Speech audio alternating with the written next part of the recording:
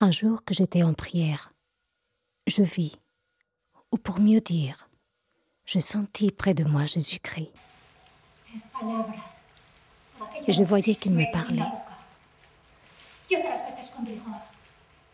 Pendant qu'il me parlait, je contemplais sa beauté souveraine, les paroles que proférait cette bouche, si belle et si divine, avaient une douceur infinie.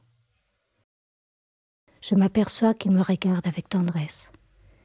Ce regard a tant de force que mon âme ne peut le soutenir.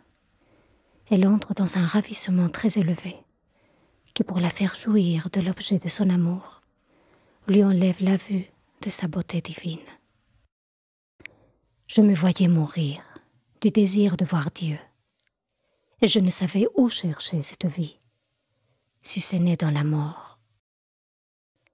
Les transports de cet amour étaient tels que j'étais comme hors de moi, et il me semblait véritablement que l'on m'arrachait l'âme. Votre amour, me serrant dans ses bras, me faisait goûter une mort si délicieuse que mon âme eût voulu n'en jamais sortir. Antes está en pie se sienta como una cosa transmutada que no se puede ni resogar. Solo da unos quejidos muy grandes. Nul langage ne saurait représenter ni exprimer la manière dont Dieu fait de telles blessures. Mais cette peine est si délicieuse qu'il n'y a point de plaisir dans la vie qui la dépasse.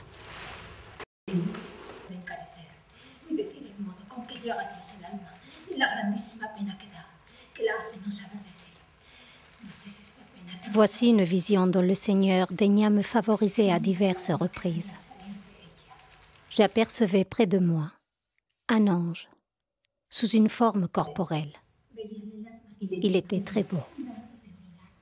Je voyais dans ses mains un long dard en or, dont la pointe avait à l'extrémité un peu de feu.